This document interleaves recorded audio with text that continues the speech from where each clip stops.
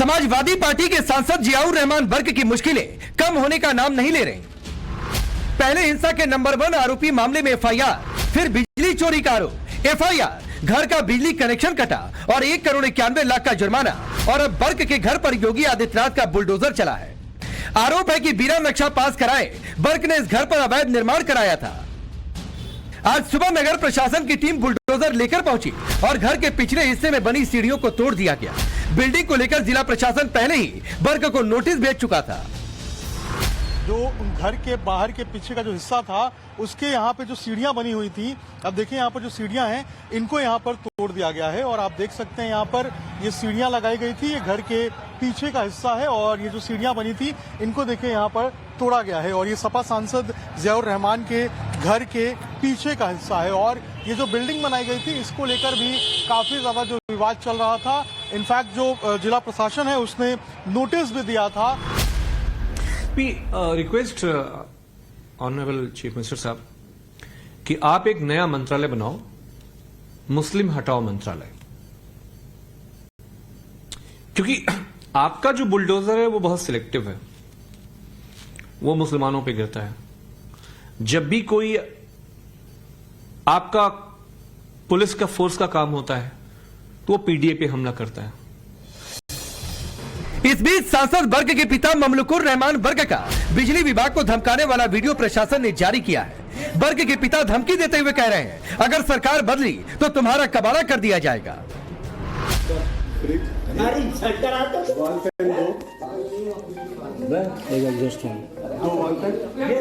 और बदल जाएगा तो ये सरकार रहेगी ना तो तुम्हारा कबाड़ा कर। इस मामले में बिजली विभाग की तहरीर पर सांसद बर्क के पिता के खिलाफ भी मामला दर्ज हो चुका है।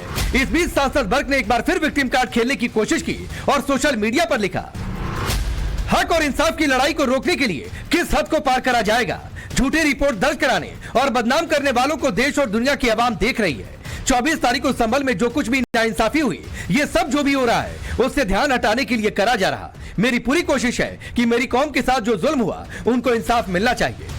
उनको इंसाफ नहीं मिल पाए ये इसीलिए हो रहा। मैं अपने लोगों की आवाज हमेशा उठाता रहूंगा, उनके साथ खड़ा रहूंगा। वक्त हमेशा एक सा नहीं रहता, यह वक्त भी गुजर जाएगा। बर्क विक्टिम कार्ड खेल रहे, लेकिन बीजेपी समाजवादी पार्टी पर संभल हिंसा का मास्टरमाइंड होने का आरोप लगा रही। समाजवादी पार्टी गुंडों की पार्टी है, पत्थरबाजों की पार्टी है। ये तुष्टीकरण के नाम पर पत्थरबाजों को बैक करते हैं और हिंदुओं के बारे में कुछ नहीं कहते, क्योंकि इनको लगता है कि हिंदू जो है वो सेकंड क्लास सिटीजन है। संभल का सच यही है कि सांप्रदायिक सौहार्द को खराब करने के लिए समाजवादी पार्टी इस पूरी साजिश की मास्टरमाइंड थी। समाजवादी पार्टी के मेंबर ऑफ पार्लियामेंट ने मीटिंग्स करी और उन्हें इंश्योर करा कि भीड़ जो है वो पथराव करे, जिससे कि कम्युनल हार्मनी उत्तर प्रदेश की बिगड़े। ये सब साबित यही करता है कि समाजवादी पार्टी की सांसद बर्क के पिता ममलुकुर रहमान बर्क का बिजली विभाग को धमकाने वाला वीडियो प्रशासन ने जारी किया है। बर्क के पिता धमकी देते हुए कह रहे हैं, अगर सरकार बदली तो तुम्हारा कबाड़ा कर दिया जाएगा।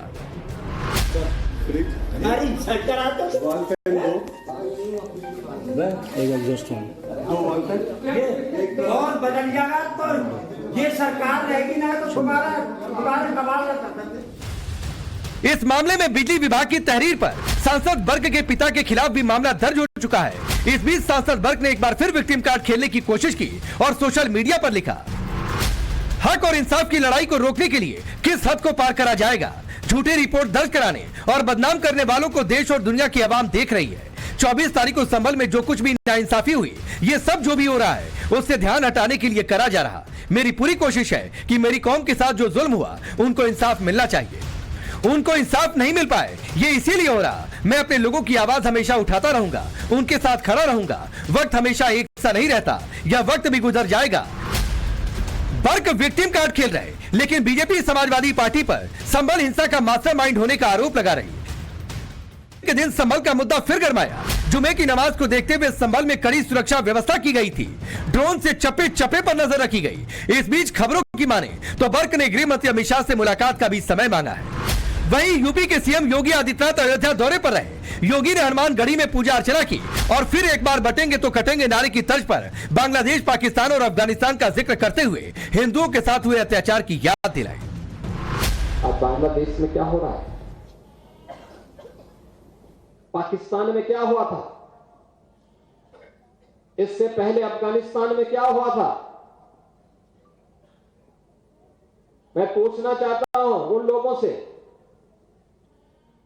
कौन वे लोग थे जिन्होंने देश के अंदर सनातन धर्म से जुड़े हुए उन मान बिंदुओं को नष्ट करने का काम किया था?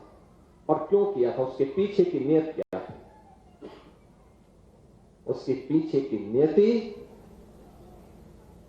अपने बर्बर कृत्यों को अंजाम देकर के पूरी धरती को नरक बनाने की साजिश का हिस्सा था, जिसके तहत कभी काशी में काशी विश्वनाथ मंदिर, कभी अयोध्या में श्री राम जन्मभूमि, कभी मथुरा में श्री कृष्ण जन्मभूमि, कभी संभल में कल के अवतार की हरिहर भूमि, कभी भोज में